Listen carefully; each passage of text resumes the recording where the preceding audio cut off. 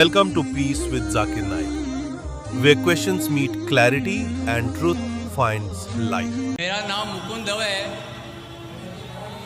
बेरोजगार हूँ। आपने बोला है कि जो इस्लाम कबूल करता है उससे हजारों गुना माफ़ हो जाता है, मगर मेरे हिसाब से सबका मालिक एक है और एक मालिक होते हुए किसको ये नज़र से देखता है और किसको वो नज़र से देखता है। हिंदुओं को माफ़ नहीं करेगा और जो इस्लाम धर्म स्वीकार करता है उसको माफ़ कर देगा। ये कौन सा ऊपर वाले का कानून है जो मेरी समझ में नहीं आ रहा है। बहुत अच्छा सवाल, बहुत अच्छा सवाल। मालिक एक तो सारे इंसानों के लिए अदल भी एक होता है। बहुत अच्छा सवाल, बहुत अहम सवाल। भाई का सवाल है कि ये किधर का मुसलमानों को माफ़ करता है, हिंदू को नहीं माफ़ करता है। मैंने आपसे कहा कि जो इंसान नाम का मुसलमान है, उसका नाम मोहम्मद अब्दुल्ला जाकिर है, तो वो काफ़ी नहीं जन्नत में जाने के लिए। मुस्लिम का मतलब वो इंसान जो अमन हासिल करता है अपनी ख्वाहिश, अपनी मर्जी से खुदा के अहकामात पे अमल करने के बाद। यानी जो इंसान अपने मालिक के अहकामात पे अमल करता है वो सच्चा इंसान है। वो नाम का क्या है उसका मैं कोई लेना देना नहीं।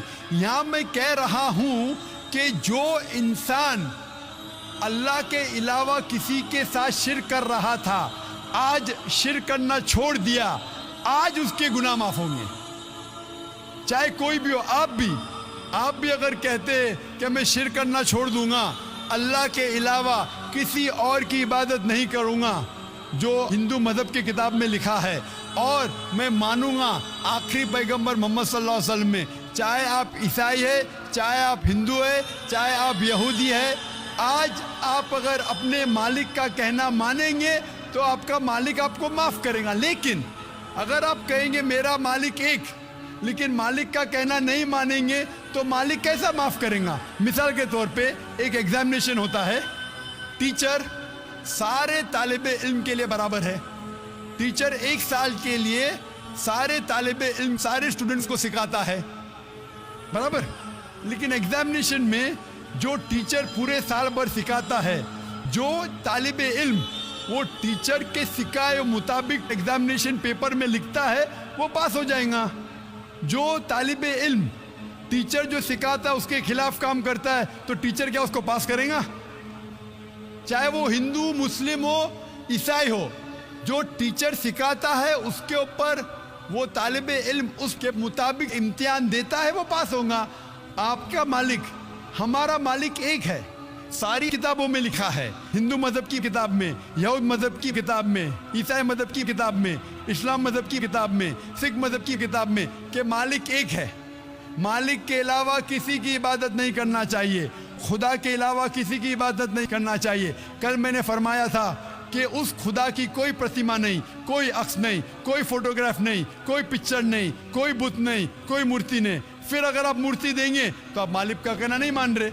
तो अगर आप मालिक का कहना मानेंगे, आपका नाम कुछ भी हो, मोहन हो, कुछ भी हो, शंकर हो या अब्दुल्ला हो, अगर आप मालिक का कहना मानेंगे तो आप सचमुच उस मालिक के बंदे हैं। अगर आप मालिक का कहना मानेंगे तो आपके गुनाह माफ हो जाएंगे। तो ये अरबी में कह रहा हूँ कि मुस्लिम तो लोग को ये लफ्ज़ से नफ़रत है। अगर नफ़रत है तो मैं मुस्लिम लफ्ज़ को निकालता हूँ। मैं ये कहता हूँ जो भी इंसान अपने मालिक का कहना मानता है उसे अरबी में कहते हैं मुस्लिम। लेकिन आपको मुस्लिम शब्द से नफ़रत है, मुस्लिम शब्द को निकाल दो। मैं ये कहूँगा जो खुदा के अहकामात पे अमल करता है, खुदा के कलमात पे अमल करता है, ये मानता है कि खुदा एक है, उसके अलावा किसी की पूजा नहीं करना चाहिए, वो इंसान के गुनाह वो मालिक माफ़ करेगा। आप अगर मानेंगे खुदा एक है, आप मानते खुदा एक है, आप मानते खुदा के अलावा किसी और को पूजना नहीं चाहिए, मानते? हाँ क्या नहीं मानते? आप मानते बुत परस्ती गलत है, आप मानते कि मूर्ति पूजा गलत है, आप मानते कि आखिरी पैगंबर मोहम्मद सल्लल्लाहु अलैहि वसल्लम है? नहीं मानते।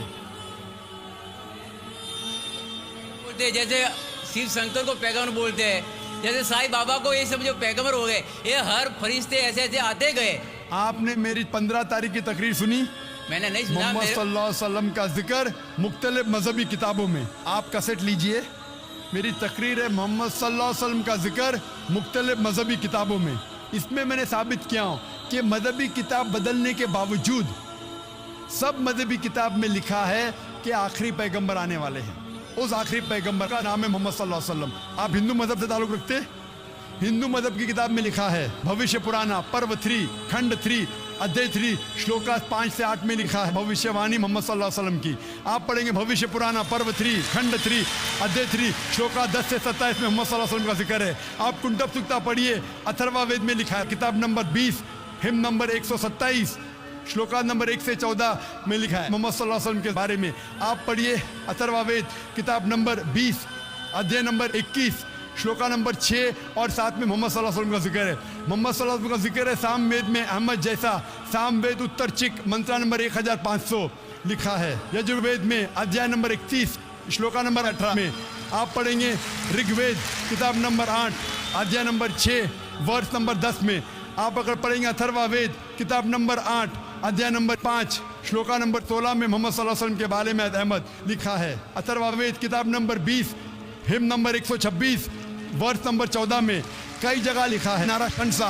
नाराशंसा मतलब वो आदमी जो प्रशंसा के लायक है। इसका अरबी में तर्जुमा होता है मोहम्मद। मोहम्मद सल्लल्लाहु अलैहि वसल्लम का नाम से जिक्र है हिंदू मजहब की कई किताब में। ऋग्वेद किताब number 1 hymn number 13 verse number 3, Rigveda किताब number 1 hymn number 18 verse number 9, Rigveda book number 1 hymn number 106 verse number 4, Rigveda book number 1 hymn number 142 verse number 3, Rigveda book number 2 hymn number 3 verse number 2, Rigveda book number 5 hymn number 5 verse number 2, Rigveda book number 7 hymn number 2 verse number 2, Rigveda book number 10 hymn number 64 verse number 3, Rigveda book number 10 hymn number 182 verse number 2, Yajurveda chapter number 20 verse number 55, Yajurveda chapter number 20 verse 37, Yajurveda chapter number 20 verse 57, Yajurveda chapter 21 verse number 31।